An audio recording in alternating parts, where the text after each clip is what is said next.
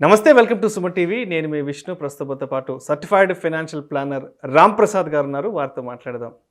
నమస్తే రామ్ ప్రసాద్ గారు. నమస్తే విష్ణు గారు. రామ్ ప్రసాద్ గారు, ఈ లోన్స్కి సంబంధించి నాకు కూడా ఎప్పటి నుంచో రకరకాల సందేహాలు ఉన్నాయి. అసలు లోన్స్లో ఎన్ని రకాలు ఉన్నాయి? ఒక లోన్ రావాలి అంటే ఆ వ్యక్తికి ఎటువంటి అర్హతలు ఉండాలి? ఎంత శాలరీ ఉంటే మరి బ్యాంక్ వాళ్ళు లోన్ కేటాయించేందుకు అవకాశం ఉంటుంది? సో దీని గురించి సవివరంగా తెలియజేయగలరు? తప్పకుండా విష్ణు గారు. లోన్స్ సింపుల్గా చెప్పాలంటే లోన్స్ రెండు కేటగిరీస్ అండి. Secured loans, unsecured loans. Secured, unsecured అంటే కొలాటరల్గా ఏదైనా పెట్టుకొని జామీన్గా పెట్టుకుంటారంటారు కదా, ఏమన్నా పెట్టుకొని ఇస్తే దాన్ని సెక్యూర్డ్ లోన్స్ అంటారు. ఏది పెట్టుకోకుండా ఇస్తే దాన్ని అన్సెక్యూర్డ్ లోన్ అంటారు. Very simple example for unsecured loan is credit card కానీ పర్సనల్ లోన్ కానీ. అంటే అక్కడ మీరు జామీన్గా ఏం పెట్టట్లేదు. రైట్. అంటే మీరు సెక్యూర్డ్ లోన్ తీసుకున్నట్లయితే మీరు సెక్యూర్డ్, బ్యాంక్ అన్సెక్యూర్డ్. బ్యాంకర్ రిస్క్లో ఉండిపోతాడు, మీకు డబ్బులు ఇచ్చినోడు రిస్క్లో ఉండిపోతాడు కదా, ఆడి దగ్గర మీ జుట్టు లేదు కదా. అదే మీరేమన్నా ఆయన దగ్గర కుదువ పెట్టి, తాకట్టు పెట్టి, కొలెటరల్గా పెట్టి, గ్యారంటీగా పెట్టి తీసుకున్నట్లయితే దాన్ని సెక్యూర్డ్ లోన్ అంటారు. మీరు ఇల్లు కొనుక్కోవడానికి లోన్ తీసుకున్నారు, that is secured loan. Secured loan. మీ ఇంటి పేపర్లు బ్యాంకర్ దగ్గర ఉన్నాయి కాబట్టి రిస్క్లో ఎవరున్నారు? మనమే ఉంటాం. yes. మీరు పర్సనల్ లోన్ తీసుకున్నారు, రిస్క్లో ఎవరున్నారు? బ్యాంకర్ రిస్క్లో ఉంటారు. ఎస్. కాబట్టి అన్సెక్యూర్డ్ లోన్స్ ఇవ్వడానికి చాలా ప్రాసెస్ ఫాలో అవుతారు. ఎలిజిబిలిటీ ఇవ్వడానికి అంటే పర్సనల్ లోన్ లాంటివి, క్రెడిట్ కార్డ్ లోన్ లాంటివి ఇవ్వాలంటే మీ complete track record, CIBIL score, మీ ఇన్కమ్ లెవెల్స్ అన్నీ చూసి వాళ్ళు ఇంత మొత్తం ఇస్తామని ఇస్తారు. మీరు సెక్యూర్డ్ లోన్ తీసుకున్నప్పుడు మీరు ₹1,00,00,000 ప్రాపర్టీ కొన్నారు, 50 లక్షలు 70 లక్షలు లోన్కి వెళ్తున్నారు, బ్యాంకర్కి సేఫ్. కాస్త అటు ఇటు కొన్నా మీకు లోన్ ఇవ్వచ్చు. ఓకే. అలాగే కార్ లోన్కి వెళ్తున్నారు, బ్యాంకర్ సేఫ్, ఎందుకంటే వెహికల్ ఆయన పేరు మీద ఉంటుంది, ఎప్పుడైనా రికవర్ చేసుకోవచ్చు. గోల్డ్ లోన్కి వెళ్తున్నారు, ఇంకా సేఫ్ బ్యాంకర్. ఎస్, అలా ఇస్తారు. అయితే ఈ సెక్యూర్ లోన్స్లో కూడా మీకు ఇన్కమ్ ఉంటేనే లోన్ ఇస్తారు. అంటే కొన్నిట్లో ఇన్కమ్ లేకుండా లోన్ ఇస్తారు. ఇది చాలా ఇంపార్టెంట్ పాయింట్. సెక్యూర్ లోన్, ఇప్పుడు నేను హౌస్ కొంటాను, ₹1,00,00,000 ప్రాపర్టీ కొంటాను, నా దగ్గర 50 లక్షలు ఉంది, మీరు నాకు 50 లక్షలు లోన్ ఇవ్వండి అంటే మీకు ఇన్కమ్ ఏముంది, మీరు ఎలా పే చేస్తారో అడుగుతారు. సో మనకున్న ఆదాయ మార్గం ఏంటనేది ఎలా పే చేయాలి? How do you repay?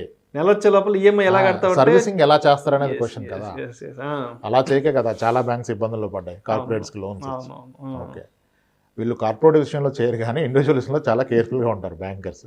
So మీరు ఎలా రీపే చేస్తారు, మీ ఇన్కమ్ ఎంత అంటే ఇన్కమ్ సాలరీడ్ అయితే క్లియర్గా పే స్లిప్ మీద తెలిసిపోతుంది. బిజినెస్ వాళ్ళు అయితే ఐటీఆర్లో తెలిసిపోద్ది. చాలా మంది బిజినెస్ వాళ్ళు ఇన్కమ్ ఉంటుంది కానీ ఐటీఆర్ తక్కువ ఫైల్ చేస్తారు, తీరా లోన్కి వచ్చినప్పుడు ఇబ్బంది అయిపోతుంది. ఓకే. సో హోమ్ లోన్ తీసుకోవాలన్నా సరే మీకు ఇన్కమ్ ఉండాల్సిందే. మీరు ₹1,00,00,000 ప్రాపర్టీ కొన్నారు, 50 లక్షలు మీరు పే చేస్తున్నారు, మీకు కావాల్సిన 50 లక్షలు అయినా సరే ఈ 50 లక్షలకి నెలకు ఒక 40,000 ఈఎంఐ ఉంటే మీరు 40,000 ఎలా పే చేస్తారు అనేది క్వశ్చన్ అక్కడ. అప్పుడు మా ఇన్కమ్ ఒక 40,000 ఉందండి పే చేస్తారంటే ఎవడు? మీ ఇన్కమ్ 40,000 ఉంటే మొత్తం ఇక్కడ పే చేస్తే మీరేం తింటారు? ఓకే. అందుకనే ప్రతి బ్యాంకర్కి, అంటే మోరార్లెస్ అన్ని బ్యాంకర్స్కి ఒక రూల్ ఫాలో అవుతారు. అదేంటంటే మీ ఇన్కమ్లో అంటే 1 lakh బిలో ఇన్కమ్ ఉన్న వాళ్ళకి 30,000, 22,000 నుంచి లోన్స్ ఇస్తారు, 18,000 కూడా ఇస్తారు. టు 1 lakh వరకు మధ్యలో ఉన్న వాళ్ళకి మీ ఇన్కంలో సగం మాత్రమే మీ ఈఎంఐస్గా ఉండాలని ఒక రూల్ ఉంది. అంటే ₹60,000 మంత్లీ టేక్ హోమ్ శాలరీ ఉంటే అతని overall EMI per month EMI 30,000కి మించి ఉండకూడదు, అన్ని లోన్స్ కలిపి. ఇది బ్యాంక్ ఒక రూలు. కానీ జనాలు ఏంటంటే దీన్ని ఎలా బ్రేక్ చేయాలని చూస్తారు. చాలామంది ఉంటారు, కాల్ చేస్తారు, సార్ డెట్ రీకన్సిలేషన్ చేయాలి సార్, ఈఎంఐలు ఎక్కువైపోయినాయి సార్ అంటారు. ఎంత సార్ సాలరీ అంటే 80,000 అండి, ఈఎంఐలు ఎంత సార్ అంటే 65,000 దాకా ఉంది సార్ అంటాడు. 65,000 దాకా మీకు ఎలిజిబిలిటీ లేదు. ఎలా వచ్చింది సార్ 65,000 మీకు ఎలిజిబిలిటీ లేదంటే? అదే సార్ తీసుకున్నాను లేండి సార్ అంటారు. తీసుకోలేదు సార్, మీరు బ్యాంకర్ని మోసం చేశారని చెప్తాను. ఎలా చేస్తారు అంటే వీళ్ళు ఏం చేస్తారు, ఇప్పుడు పర్సనల్ లోన్స్ అన్నీ నార్మల్గా కొన్ని డిఎస్ఎస్ నుంచి ప్రాసెస్ చేపిస్తే వాళ్ళకు కమిషన్ వస్తుంది కదా. ఏ ప్రోడక్ట్ అయినా కమిషన్ ఉంటేనే అమ్ముతారు, ఏది ఫ్రీ ఉండదు అంటారు కదా, there is no free lunch అన్నట్టుగా. సో ఇతనేం చెప్తాడు, ఆ లోన్ ప్రాసెస్ చేసే ఏజెంట్కి, బ్రదర్ నాకు ఎలిజిబిలిటీ ఎంత ఉందని అడిగారు. ఆయన చెప్పాడు, సార్ మీ శాలరీ 50,000 ఉంది కనుక మీకు ₹14 లక్షల లోన్ ఎలిజిబిలిటీ ఉంది అంటారు ఆయన. 14 లక్షలు లోన్ తీసుకుంటే మీరు 28-30,000 కట్టాలి పర్ మంత్ ఈఎంఐ. సో ఇంత మీ ఎలిజిబిలిటీ సార్, 60,000 శాలరీ అనుకోండి, 30,000 అని చెప్తారు. కానీ నేను ఏమంటాడంటే బ్రదర్ నాకు అంతకంటే ఎక్కువ కావాలి, మనకు ఒక 20 లక్షల వరకు 25 లక్షలు కావాలి, ఎలా నువ్వు చేయగలవు అంటాడు. అంటే వచ్చే జీతం కంటే ఇంకా అంతకు మించిన అది ఈరోజు ఈ క్షణాన్ని అది ఆలోచించరు.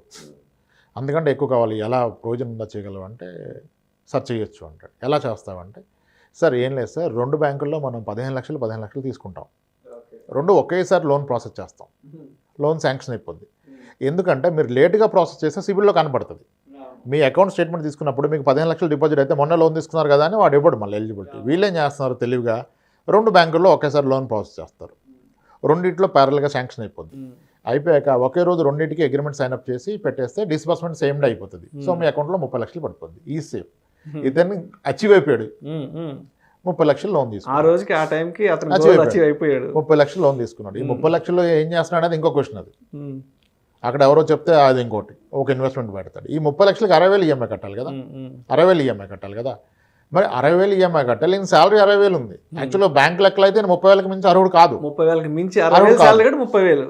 ఇప్పుడు ఈయన 60,000కి ఈఎంఐ పెట్టుకున్నాడు. ఈ 60,000 ఈఎంఐ కట్టడం అవ్వక మళ్ళీ కొత్తగా అప్పులు మొదలు పెడతారు.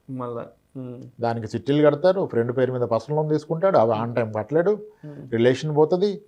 ఆఖరికి ఎక్కడికి వస్తుంది అంటే ఈ 30 లక్షలు పెట్టి ఏ ప్రాపర్టీ అయితే కొన్నాడో ఆ ప్రాపర్టీ అమ్మాల్సి వస్తుంది. అది అమ్మది కూడా మొత్తం అప్పులు తీరం. 30 లక్షల ప్రాపర్టీ కొన్నందుకు గాను ఈయన మంత్లీ ఖర్చుల నిమిత్తం, పిల్లల ఎడ్యుకేషన్ నిమిత్తం కొత్తగా అప్పు చేస్తూ పోతున్నాడు కదా. బియాండ్ పాయింట్ చూస్తే ఆ ప్రాపర్టీ 40 లక్షలు అవుతుంది. వాట్ ఎవర్ ఇన్వెస్ట్మెంట్, ప్రాపర్టీ అని చెప్పడం కదా, ఎనీ ఇన్వెస్ట్మెంట్. కానీ నేను అప్పులేమో 55 లక్షలు 60 లక్షలు అయిపోతాయి. అలా చాలామంది ఇబ్బంది పడతారు. క్లియర్గా బ్యాంకర్ మీకు ఎంత ఎలిజిబిలిటీ ఇస్తే అది హానెస్ట్గా జెన్యున్గా అదే మీ ఎలిజిబిలిటీ. దాని బియాండ్ వెళ్తే మీరు స్ట్రగుల్ అవుతారు. అంతేగాని వ్యవస్థను మోసం చేద్దామని చూస్తే మోసపోయేది మనమే. కొందరికి ఈ టైంలో కొన్ని థాట్స్ వస్తాయి, ఏం కాదు నేను లోన్ సెటిల్ చేసుకున్నాను, నువ్వు సెటిల్ చేసుకో అంటాడు. ఇప్పుడు 35 ఏళ్ళ వయసులో ఉన్నాడు, 2 పిల్లలు ఉన్నారు, ఇప్పుడు ఇబ్బంది అయిపోయింది, ఒక క్రెడిట్ కార్డ్ ఎక్కువగా వాడేశాడు. నేను సెటిల్ చేసుకున్నా, వాడు 3 లక్షలు ఉంటే నేను 1,00,000 కట్టాను, ఏమని లేదు, నాకు సెటిల్మెంట్ వచ్చేసింది, నోటివ్ సర్టిఫికేట్ ఇచ్చాడు అంటాడు. అది నిజమనుకో నేను నోటివ్ తీసుకుంటాడు. అంటే నువ్వు సెటిల్ చేసావని రాసిస్తాడు. ఎంతో ఇబ్బంది పెట్టి ఇంకా మొండి బాకీ అయిపోయింది, వసూలు చేసుకోలేక పలానా అమౌంట్కి సెటిల్ చేశాను, ఇంకా నువ్వు నాకు డ్యూ లేవని రాసిచ్చి ఆ 1,00,000 తీసేసుకుంటాడు. ఈయన అయిపోయింది అనుకుంటాడు, కానీ అది అక్కడితో అయిపోదు. ఈయన పేరు మీద అది ఇతని ట్రాక్లో కనపడతా ఉంటుంది కదా, అది చూసినప్పుడు కొత్తగా లోన్ ఎలా ఇస్తాడు ఎవడో. ఈయన అనుకుంటాడు, నీ లోన్స్ ఎప్పుడు ఇబ్బంది, నేను తీసుకోను, ఈ క్షణాన్ని ఇది అయిపోయింది, ఇంక నేను జీవితంలో నాకు బుద్ధి వచ్చింది లోన్ తీసుకొని అంటాడు. ఈ రోజు పరిస్థితులు కాదు, ఓకే రేపు పిల్లలు పెద్దయ్యాక లోన్ అవసరం అయితే, ఎడ్యుకేషన్ లోన్ అవసరం కావాలి, ఇల్లు కొనాలి లోన్ కావాలి, కారు కొనుక్కోవాలి లోన్ కావాలి, అప్పుడు రాదు కదా సిబిల్ ట్రాక్లో. ఈ లోపల సిబిల్ స్కోర్ అంతా ఒక్కసారి పోతే ఎలిజిబిలిటీ ఉండదు. కానీ అప్పుడు చాలా ఆయన కన్విన్స్ చేసుకుంటాడు, నాకు అవసరం లేదు, నేను జీవితంలో లోన్ తీసుకొని తప్పు అయిపోయింది అంటాడు. కానీ జీవితంలో లోన్ తీసుకునే ప్రసక్తే లేదు. ఈ రోజు చెప్పలేరు కదా జీవితం ఎలా ఉంటుందో, చాలా పెద్దది జీవితం. పిల్లల అవసరాలు, మీ అవసరాలు, ఇల్లు కొనాలి, కారు కొనాలి. అప్పుడు 2 లక్షలు శాలరీ ఉన్నతను కూడా సిబిల్ ఇష్యూ ఉంటే ₹1,00,000 బ్యాంకర్ లోన్ ఇవ్వడు. మీ ఫ్రెండ్ ఎవరైనా 2 లక్షలు ఎలా ఇస్తారు, ఎవరు ఇవ్వలేరు. మీకు ఈజీగా లోన్ ఇచ్చేది, తక్కువ రేట్లు ఇచ్చేది బ్యాంకరే. దానికి మీ సిబిల్ని మీరు కాపాడుకోవాలి. ఎస్, అయితే ఈ సిబిల్ కాపాడుకోకుండా మీకు ఎటువంటి ఇన్కమ్ లేకుండా కూడా లోన్స్ వచ్చే అవకాశం ఉంది. సిబిల్తో పని లేకుండా, నెలవారీ ఇన్కమ్ లేకుండా అదేంటంటే అన్నిటి మీద ఇవ్వడు. వాటికి ఇవ్వడానికి ఏంటంటే మీ పేపర్ అసెట్స్కి ఎగ్నెస్ట్గా లోన్ ఇస్తారు. ఇది చాలా ఇంపార్టెంట్ ఆప్షన్, ఎవరు తెలుసుకోరు దీన్ని. పేపర్ అసెట్స్కి ఇస్తారు. పేపర్ అసెట్స్ అంటే ఏంటి, మీ ఫిక్స్డ్ డిపాజిట్స్, మీ పీపీఎఫ్ ఇన్వెస్ట్మెంట్, మీ మ్యూచువల్ ఫండ్స్, మీ స్టాక్స్, ఓకే, మీ ఇండెక్స్ ఫండ్స్, అంటే స్థిరాస్తులకు కాకుండా మీరు చెప్పినట్టు పేపర్ని చాలా ఈజీ కదా. ఇప్పుడు మీకు ఇంటి మీద లోన్ ఇవ్వమంటే ఇన్కమ్ అడుగుతాడు, గోల్డ్ మీద లోన్ ఇవ్వమంటే ఇన్కమ్ అడగడు, మీ సిబిల్ స్కోర్ అడగడు. ఎందుకు, మీ 10 లక్షల రూపాయలు గోల్డ్ తీసుకెళ్లి వాళ్ళు లాకర్లో పెడితే మీకు 4 లక్షలు ఇచ్చాడు, ఆయనకి ఏమి ఇబ్బంది, ఆయనకి ఇబ్బంది లేదు. 2-3 నోటీసులు ఇస్తాడు, 3వసారి అమ్మేసుకుంటాడు, ఆయన సేఫ్. కాబట్టి దానికి మీకు సిబిల్ అవసరం లేదు, ఇన్కమ్ అవసరం లేదు. అలాగే మీ ఫిక్స్డ్ డిపాజిట్ ఉంది 5 లక్షలు, దానికి అగ్నెస్ట్గా మీరు 3 లక్షలు లోన్ అడిగారు, ఇబ్బంది ఏముంది, మీరు కడితే వడ్డీ కడతారు, కట్టకపోతే 5 లక్షలు అడ్జస్ట్ చేసుకుంటాడు. మీ ఇన్సూరెన్స్ పాలసీకి అగ్నెస్ట్గా లోన్ ఇస్తారు. వాటికి ఇటువంటి లోన్స్ కంటే ఇవన్నీ పేపర్ అసెట్స్ గుర్తుపెట్టుకోండి. ఒక గోల్డ్ పక్కన పెడితే మీ ఫిక్స్డ్ డిపాజిట్స్ కానీ, మ్యూచువల్ ఫండ్స్ కానీ, మీ స్టాక్స్ కానీ, ఇవన్నీ ఏంటి, పేపర్ అసెట్స్, పేపర్ మీద ఉన్నాయి. ఆ పేపర్ ఆయన దగ్గర ఉన్నప్పుడు పూర్తి రైట్స్ ఆయన దగ్గర ఉంటాయి, కాబట్టి ఆయన కంఫర్టబుల్గా ఇస్తాడు. మీకు ఇన్కమ్ లేకపోయినా, సిబిల్ స్కోర్, సిబిల్ మొత్తం పోయినా సరే మీకు లోన్ రావాలంటే మీ ఇన్వెస్ట్మెంట్స్కి ఎగ్నెస్ట్గా ఇస్తారు. ఆ ఇన్వెస్ట్మెంట్స్ కూడా పేపర్ ఇన్వెస్ట్మెంట్స్కి ఎగ్నెస్ట్గా చాలా ఈజీగా లోన్ ప్రాసెస్ అయిపోద్ది. మీరు మ్యూచువల్ ఫండ్స్కి ఎగ్నెస్ట్గా లోన్ అప్లై చేసినా, ఎఫ్డీకి ఎగ్నెస్ట్గా చేసినా సేమ్ డే ప్రాసెస్ చేస్తారు, లేదా నెక్స్ట్ డే ఇస్తారు. కానీ మీరు ప్రాపర్టీకి ఎగ్నెస్ట్గా లోన్ అప్లై చేస్తే మీ ప్రాపర్టీ లీగల్ వెరిఫై చేయాలి, టెక్నికల్ చూడాలి, ప్లాన్ కాపీ చూడాలి, ప్రాపర్టీ ట్యాక్స్లు చూడాలి, దాని లింక్ డాక్యుమెంట్స్ చూడాలి, అదంతా చేసి 1 వీక్ తిరిగి అప్పుడు మీకు అప్రూవ్ చేస్తారు, మళ్ళీ మీ ఇన్కమ్ మీ సిబిల్ చూసి. ఓకే, సో ఇవి సెక్యూర్ లోన్స్ కానీ వెరీ సింపుల్, ఈజీ. మీ ఇన్వెస్ట్మెంట్ డిస్టర్బ్ చేయకుండా దానికి ఎగ్నెస్ట్గా లోన్ తీసుకోవచ్చు. అక్కడ కూడా మళ్ళీ మీరు ఆలోచించాలి, మీ ఇన్వెస్ట్మెంట్ ఏ పర్సెంటేజ్లో గ్రో అవుతుంది, మీరు లోన్ ఏ పర్సెంట్లో తీసుకున్నారు. ఇప్పుడు ఎండోమెంట్ పాలసీ తీసుకుంటారు, endowment policy, life insurance, very traditional policy. దాంట్లో ఎంత రిటర్న్ వస్తుంది అనేది ఎవరు ఆలోచించరు. దాంట్లో గట్టిగా తిప్పి కొడితే 5% మించి రిటర్న్ రాదు, 4.65 వస్తుంది. దానికి ఎగ్నెస్ట్గా లోన్ తీసుకుంటారు 9.25 10%లో. అంటే ఇది ఎలా ఉంటుంది, మీరేమో పలానా అతనికి రూపాయి వడ్డీకి డబ్బులు ఇచ్చారు, మీకు డబ్బులు అవసరం ఉంటే 2 రూపాయలు వడ్డీకి తీసుకున్నారు ఆయన దగ్గర. దాని బదులు మీ ఇన్వెస్ట్మెంటే బ్రేక్ చేయడం బెస్ట్ కదా. ఎండోమెంట్ పాలసీలు ఇలా చేస్తారు. అదే ఈక్విటీ షేర్స్ కానీ మ్యూచువల్ ఫండ్స్ కానీ వీటిలో ఏంటి, మీకు అవి 11-12%లో గ్రో అవుతున్నప్పుడు మీరు 9%లో తీసుకుంటే తప్పలేదు కదా. You are not disturbing your investment and your taking a loan against that. Paper అసెట్స్కి అగెన్స్ట్గా లోన్ ఏ పరిస్థితుల్లో అయినా వస్తుంది. And paper assets are very easy to manage. మీ పేరు మీద ఉన్న ఎఫ్డీని కానీ, మీ పేరు మీద ఉన్న ఏదైనా ఇన్వెస్ట్మెంట్ మ్యూచువల్ ఫండ్ కానీ, స్టాక్స్ని కానీ, దానికి మీరు ఎప్పుడైనా మీ నామినీని చేంజ్ చేసుకోవచ్చు, మీకు ఇష్టం వచ్చిన వాళ్ళకి వాటిని ఇచ్చేయచ్చు. కానీ ఒక ఫిజికల్ అసెట్స్ని మీరు అంత ఈజీగా మేనేజ్ చేయలేరు. మీ పిల్లలు సైన్ పెట్టకపోతే మీ ఇంటిని మీరు అమ్మలేరు. లీగల్గా పిల్లల సైన్ అవసరం లేదు, అది మీ ప్రాపర్టీ. కానీ కొనే బయ్యర్ ఏం చేస్తున్నాడు, ఎక్స్పెక్ట్ చేస్తున్నాడు మీ పిల్లలు సైన్ పెడతారా అంటే, ఫ్యూచర్లో ఇబ్బందులు రాకుండా పిల్లలు పెట్టండి అంటాడు. పిల్లలు ఏమంటారు, ఇప్పుడు అవసరం ఏముంది, ఎందుకు అమ్ముతున్నావు, నేను చూసుకుంటా కదా మిమ్మల్ని, మీకు ఎవరు చెప్పారు, అది పెరుగుతుంది మాకు కావాలంటారు. లేదంటే ఇది తాతగారు ఆస్తి, నువ్వు అమ్మడానికి వీల్లేదు, మాకు మాత్రమే హక్కు ఉంది. కాబట్టి పేపర్ అసెట్స్ ఎప్పుడు easy to manage, easy to avail loan. Physical assets ఉన్నా ఒక్కసారి చాలా మంది వస్తున్నారు డిఫరెంట్గా. సివిల్ ఇష్యూ ఎప్పుడో వచ్చింది, అసలు ఈయనకి సంబంధం లేదంటాడు ఒక ఆయన వచ్చి. 2008లో అయిందంటే సార్, అది వీళ్ళు కాదు, వేరే పర్సన్లోనూ అది కొటాక్ వచ్చిందంటే, ఇప్పుడు కొటాక్ నాకు ఉందంటాడు ఇష్యూ, వాడికి తెలియదు ఎవరు ఇచ్చాడు అంటే మీరు ఏం చేస్తారు, దానివల్ల లోన్ ఆగిపోయింది సార్ అంటున్నారు. Okay, so paper assets are more safer, easy to manage and easy to avail loan against it. Unsecure loans మాత్రం it's not easy to take a loan. దానికి మీ ట్రాక్ రికార్డ్ ఉండాలి, డెఫినెట్గా మీ ప్రాపర్ సివిల్ స్కోర్ ఉండాలి.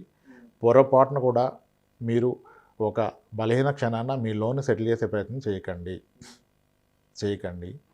అది చేస్తే ఆ క్షణాన మీరు బయటకు వచ్చినట్టు అనిపిస్తుంది, కానీ జీవితకాలం అది మిమ్మల్ని వేధిస్తుంది. ఇప్పుడు అంత ఈజీ కాదు, అత్యంత అవసరాలకి మీకు లోన్ పుట్టదు. Okay sir, yes, secure loan, unsecure లోన్లో సిబిల్తో సంబంధం లేకుండా, ఇన్కమ్తో సంబంధం లేకుండా వచ్చే లోన్స్ ఉన్నాయి, అవి ఉంటేనే వచ్చే లోన్స్ ఉన్నాయి. కొన్నిసార్లు డీవియేషన్ చేసుకొని నాన్ బ్యాంకింగ్ ఫైనాన్స్ కంపెనీస్ ఇస్తాం, మీకు సిబిల్ లేకపోయినా ఇస్తాము, ఇన్కమ్ లేకపోయినా ఇస్తాం ప్రాపర్టీ మీద అంటే, వాళ్ళు చాలా అడ్వాంటేజ్ తీసుకుంటారు. ఎంత అడ్వాంటేజ్ తీసుకుంటారంటే, కొన్ని ఎన్బిఎఫ్సీలు హోమ్ లోన్ కూడా 22%, 24% ఇంట్రెస్ట్లు ఇస్తున్నాయి, తీసుకున్నారు జనాలు. చిన్న చిన్న వ్యాపారస్తులు ఉంటారు, ఓకే, ప్రాపర్టీ కూడా కొంచెం ప్రాపర్గా ఉండదు, నోటరీ ల్యాండ్స్ ఉంటాయి, బ్యాంకర్స్ ఎక్కువ ఎన్బిఎఫ్ దగ్గరికి వెళ్ళిపోతారు. వీళ్ళు 10 years అబోవ్ ప్రాపర్టీ ట్యాక్స్ కట్టినప్పుడు అది సెక్యూర్డే, నిజానికి లీగల్గా ఇష్యూ ఉండదు. 10 years అబోవ్ కనుక మీరు ప్రాపర్టీ ట్యాక్స్ పే చేస్తే ఇష్యూ ఉండదు. దాన్ని అడ్వాంటేజ్గా తీసుకొని ఎన్బిఎఫ్సి వాళ్ళు వీళ్ళకి 22%, 24%కి ఇస్తారు లోను, దాని మీద మార్టిగేజ్ లోను. అండ్ అది కూడా ప్రాపర్టీ వాల్యూ మార్కెట్లో 40 లక్షలు ఉంటే 8 లక్షలు 10 లక్షలు ఇస్తారు, దానికి 22% వడ్డీ వేస్తారు. సో ఎంత బెటర్ సిబిల్ పెట్టుకుంటే అంత మంచిది. అండ్ పేపర్ అసెట్స్ పెట్టుకుంటే ఇంకా ఈ సిబిల్తో సంబంధం లేకుండా కూడా మీకు లోన్ వస్తుంది. Thank you sir, thank you so much Ramprasad గారు. లోన్లలో ఎన్ని రకాలు ఉన్నాయి, ఒక వ్యక్తికి లోన్ రావాలంటే ఎటువంటి అర్హతలు ఉండాలి, అదేవిధంగా శాలరీని బట్టి బ్యాంక్ వాళ్ళు ఎంత మేర లోన్ కేటాయిస్తారు అనే అంశాల గురించి ప్రేక్షకులకు మీ అద్భుతమైన విశ్లేషణ ద్వారా వివరించారు. Thank you so much sir. Thanks అండి విష్ణు గారు.